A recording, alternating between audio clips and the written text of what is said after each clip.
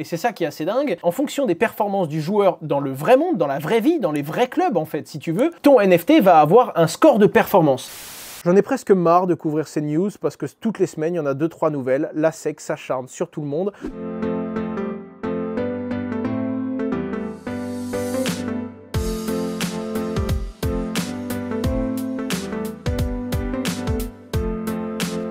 Je vais vous parler depuis ma vidéo sur Sorare en français, de l'évolution de cette plateforme. J'ai fait une vidéo dans laquelle on parlait du fait qu'ils avaient fait une levée de fonds de malade. J'ai parlé évidemment de la plateforme, du gameplay, mais j'ai vraiment zoomé sur qu'est-ce qui m'excite vraiment derrière leur modèle et comment est-ce que tu fais une levée à plusieurs milliards de dollars quand tu es une boîte française et quand en fait tu proposes à la base un jeu NFT sur le football. Et en réalité, c'est un modèle que tu as créé et c'est un modèle que tu vends à tes investisseurs et ce modèle, il commence à se développer aujourd'hui. Pourquoi ?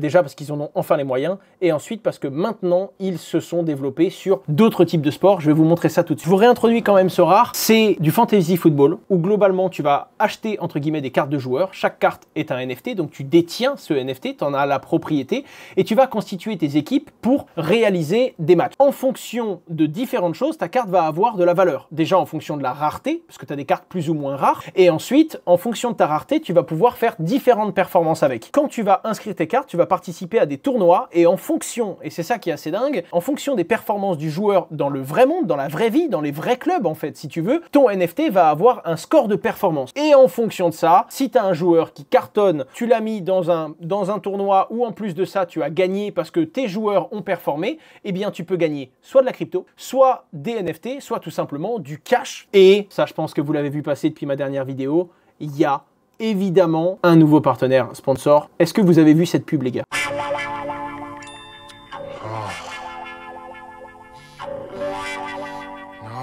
Ça a dû leur coûter une... Alors oui et non, je sais pas comment sont les contrats, mais qu'est-ce que j'aimerais que vous me donniez les détails financiers derrière ce deal, les copains. T'arrives, tu as 5 cartes que tu vas engager par match. Moi, je compose mon équipe un peu comme je peux.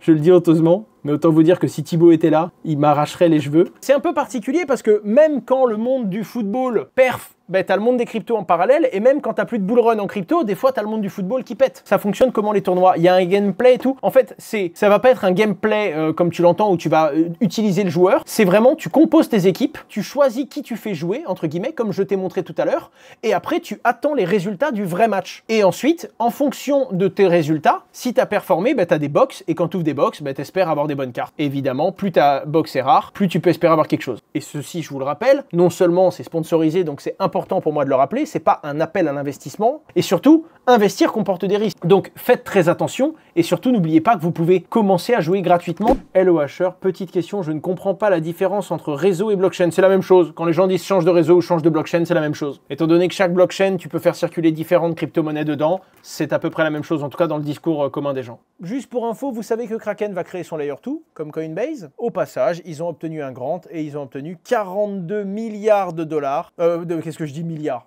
Non, ça c'est, excusez-moi, déformation professionnelle à cause de Michael Saylor. 42 millions de dollars pour déployer. En vrai, ça paraît être beaucoup d'argent, ça paraît être un truc de ouf. Pour avoir Kraken qui build ton Layer 2 sur ta tech, j'aurais été Optimism, j'aurais fait pareil. Immutable IMX qui reçoit une Wealth Notice de la SEC en mode vous avez émis un jeton qui pourrait s'apparenter à une security, un titre financier que vous aurez dû enregistrer chez nous. Bref, j'en ai presque marre de couvrir ces news parce que toutes les semaines, il y en a 2-3 nouvelles. La SEC s'acharne sur tout le monde. J'ai envie de dire, on verra bien mardi soir en fonction des élections américaines et surtout de si Donald Trump passe, si la SEC va se comporter de la même façon. À savoir également, s'il passe, je crois que son investiture c'est en janvier, donc on a le temps quand même, avant qu'il soit au pouvoir. Je ne sais pas si Trump a la capacité, dès qu'il a été élu tout de suite, de couper entre guillemets la tête d'une personnalité politique comme ça. En attendant, et je dis politique, pour moi Gary Gensler fait clairement de la politique, c'est pas un régulateur, il fait de la politique totalement à 100%. La vraie question c'est est-ce que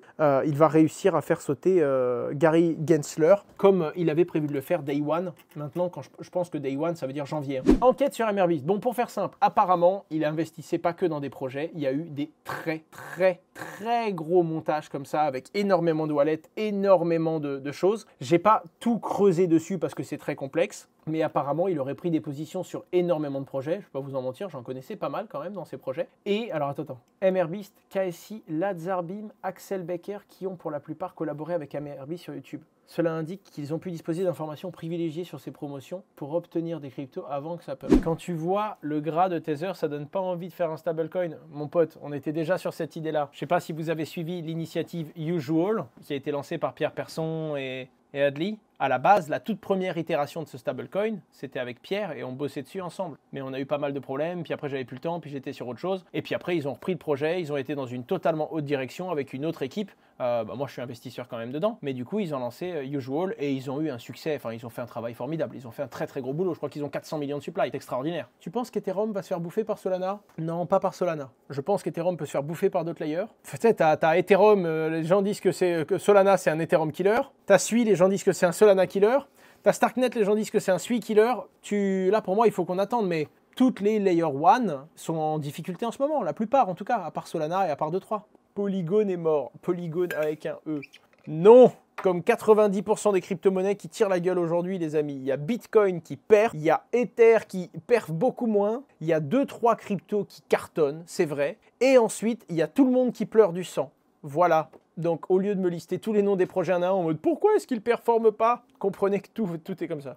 Pourquoi Dogecoin tire la gueule? Le truc, je crois que sur une semaine, il a tout pété le Dogecoin en plus. Dogecoin, sur une semaine, il a pris 5%. Il était à 11 centimes, il est à 15 au total, là, sur un peu plus d'une semaine, sur 15 jours. Et le mec, il dit pourquoi Dogecoin tire la gueule. C'est comme si quelqu'un disait pourquoi Bitcoin est la seule crypto-monnaie du marché dans le rouge. Des fois, c'est dur de répondre. Tu penses que le bull run a été annulé avec cette chute? Non, c'est pas à cause de la chute, c'est à cause de la mauvaise météo. Ils vont refaire le bull run, mais ils le feront probablement Q2 ou Q3 2025. Ils attendent en fait d'avoir une météo plus clémente. Et puis là, ils vont faire le bull run. Non, mais vous savez, à la hauteur des questions que je reçois, je vous fournis des réponses. Que voulez-vous que je vous dise? Non mais à un moment, faut le dire. Je vous aime d'amour, mais question de sanglier, réponse de sanglier, les gars. C'est aussi simple que ça. Le bull run, il a été annulé. C'est pas un événement, c'est pas une kermesse. Tu vois, il y a pas...